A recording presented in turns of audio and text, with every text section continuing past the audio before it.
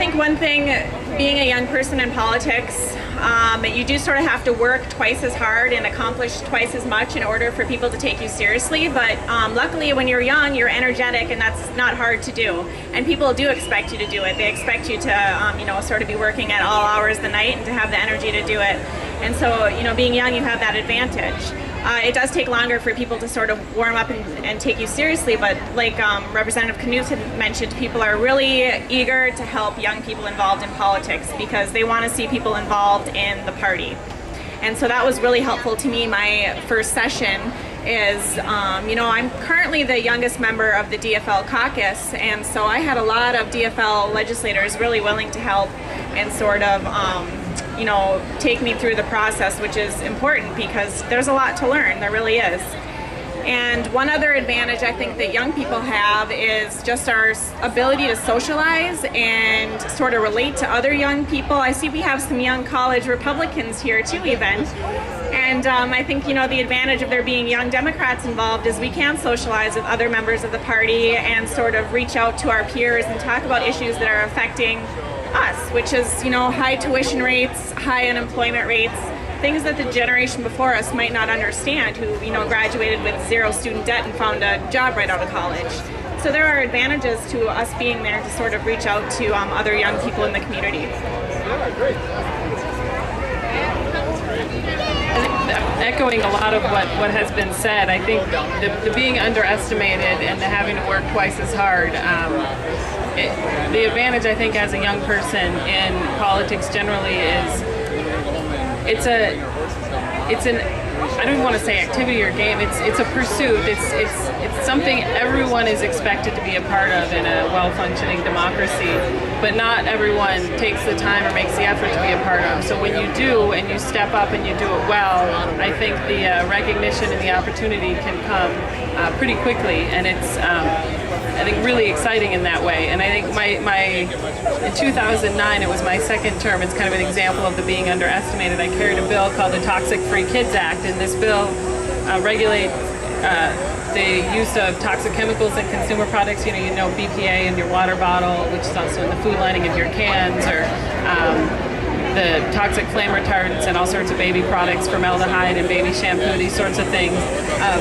Things that I think we expect our government to take care of, our government hasn't been. And so I had this bill called the Toxic Free Kids Act, and I think we went through about 7 committees, and we ended up passing about half the bill by the time we finished that session, just after one session, which I was pretty excited about. But I think it took until the 3rd or 4th committee before the opposition actually started taking us seriously. And by that time, we'd organized other members. The advocacy community had a lot of on-the-ground people.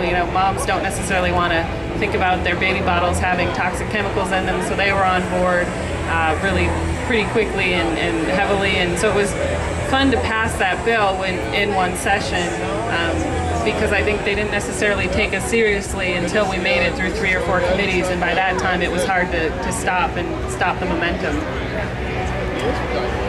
We're going to switch gears a little bit. If you're just joining us, we're having a conversation about youth in politics and young people getting involved in government and in the Democratic Farmer Labor Party in our state. We've got Representative Kate Knuth, Representative Carly Moline, Abu Amara, and Councilman Matt Little from Lakeville here with us. Right now I'm going to ask our panel what issue is kind of their marquee issue, and what made you, what happened with that issue that made you care about getting involved in politics? And it's kind of a 3-part question. Looking forward, let's see how much I can tack onto this question. Looking forward, what do you see as the issue that's defining our young generation? What's going to be the defining issue of years to come as we look forward? And we'll switch it up and start with Representative Moline. Thank you.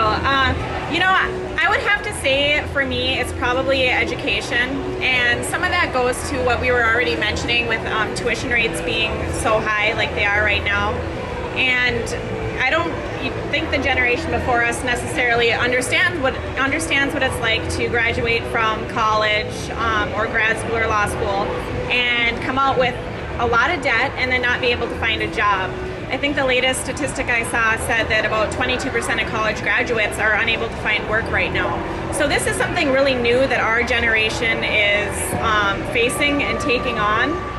And I think that we need to start having a serious discussion about whether or not we're going to get tuition costs under control so that middle-class Minnesotans can go to college. Right now it's getting to the point where it has prohibited Minnesotans from going to school because the costs are so high.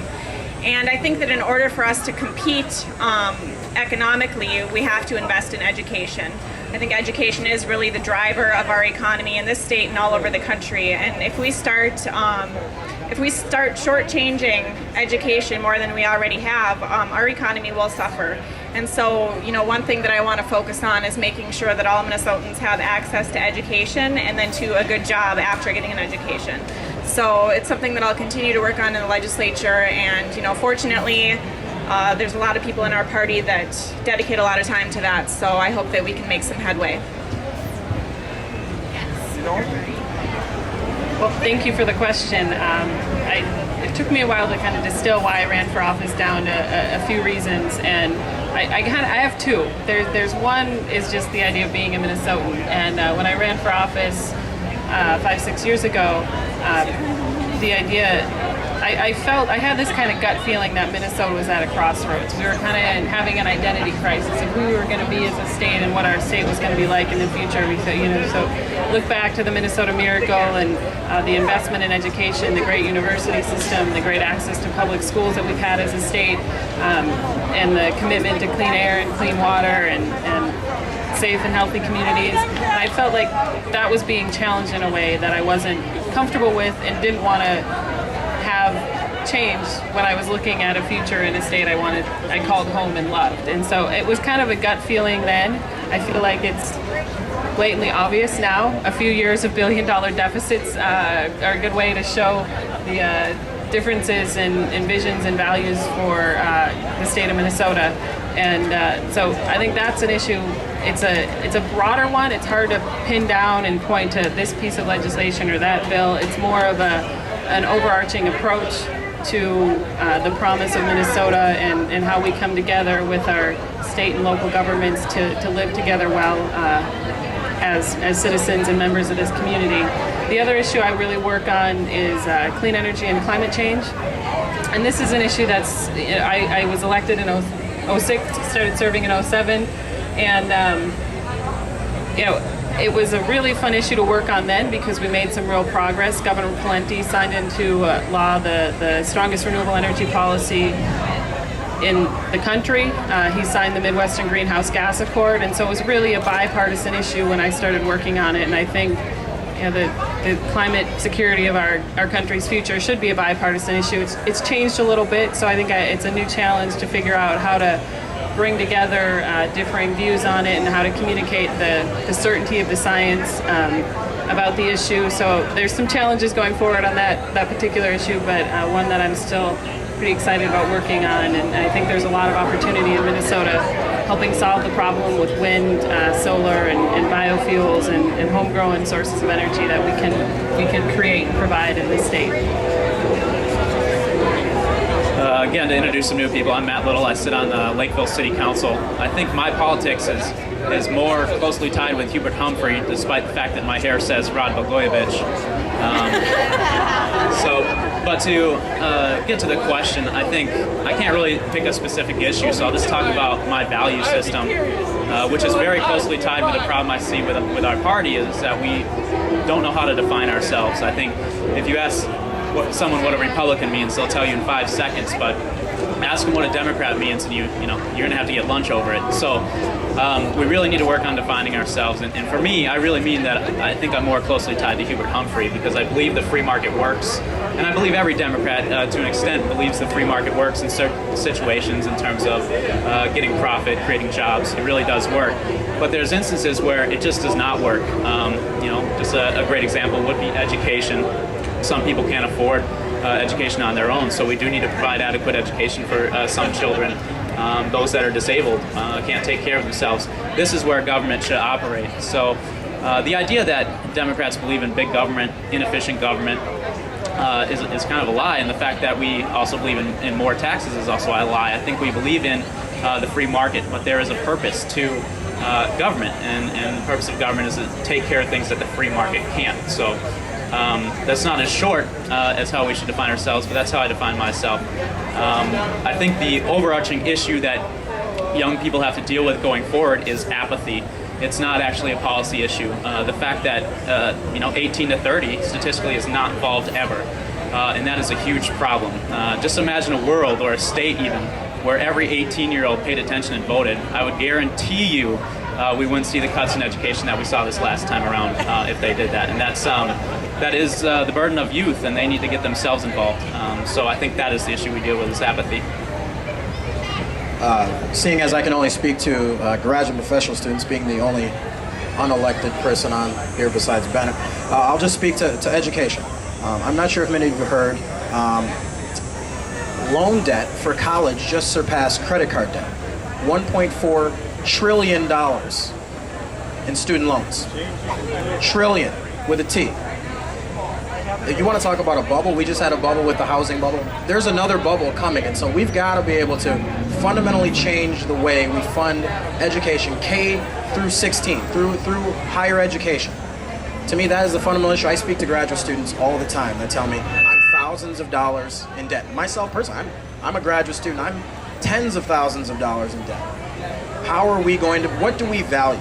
That's what it comes down to. What do we value in the state of Minnesota and throughout our country? Do we value people doing the right things, or do we value potential tax cuts for individuals to participate in the market? I mean, that's what it comes down to. So for me, it's ultimately education. I think when you empower people with knowledge, then the free market works. When you empower people with a morality, then the free market works. But I think until that moment, ultimately education is the issue that's got to drive every other conversation. That's what it's got to be about, education. Do I get a rebuttal? We'll give Councilman Little a rebuttal as part of the next question. We're on the same page.